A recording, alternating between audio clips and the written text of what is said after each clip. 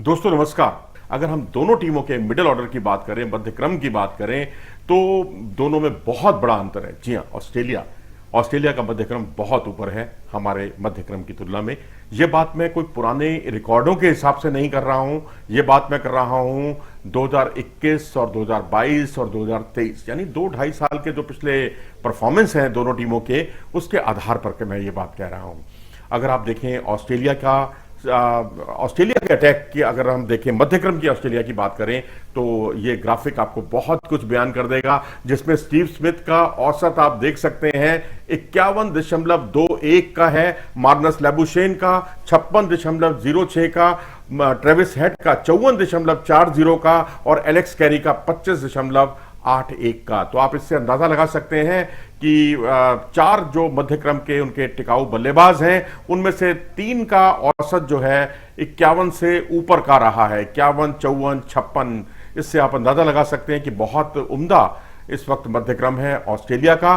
और Steve Smith की अगर हम बात करें तो उन्होंने श्रीलंका और साउथ अफ्रीका में के खिलाफ जो है सेंचुरी बनाई है स्टीव स्मिथ ने, और इसके अलावा उनका परफॉर्मेंस जो है वेस्ट इंडीज के खिलाफ जो है वो भी अच्छा रहा है।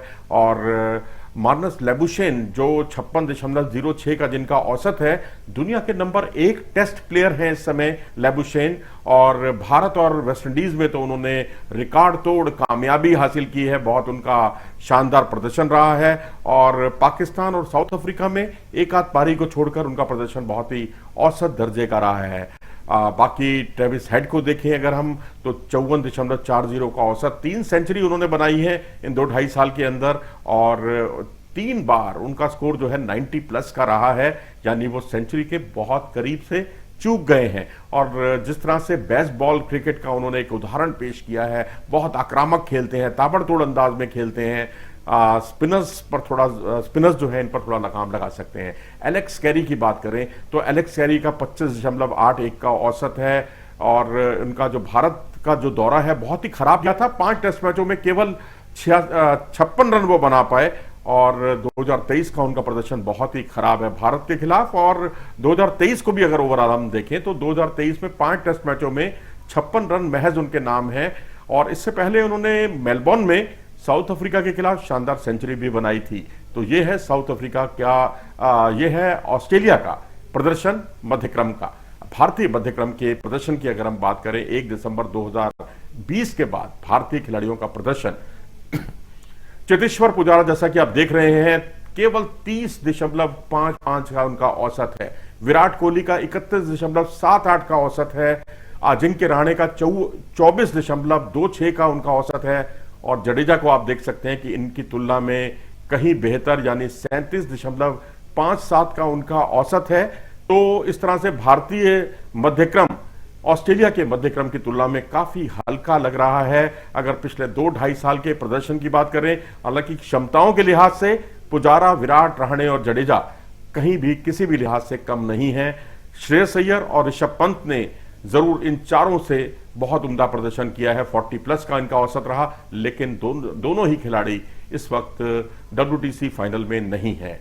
और अगर हम पुजारा की बात करें तो 2021 में पुजारा का जो प्रदर्शन रहा है, लीड्स में उन्होंने 91 रन की उनकी पारी बहुत यादगार रही थी, ओवल में 61 रन उन्होंने बनाए थे। और इसके अलावा बांग्लादेश के खिलाफ दोनों पारियों में शानदार प्रदर्शन किया, मैन ऑफ द मैच बने, और 90 रन की उनकी पारी पहली पारी में, और दूसरी पारी में उन्होंने 102 रन बनाए थे, सेंचुरी बनाई थी। और उसके बाद विराट कोहली को देखें तो जो लास्ट मैच था टेस्ट मैच, उसमें उन्होंने शानदार प्रदर्शन किया था, और अहमदाबाद टेस्ट में ऑस्ट्रेलिया के खिलाफ बॉर्डर गावस्कर ट्रॉफी में उन्होंने 186 रन की बहुत ही शानदार और उम्दा नायाब पारी खेली थी।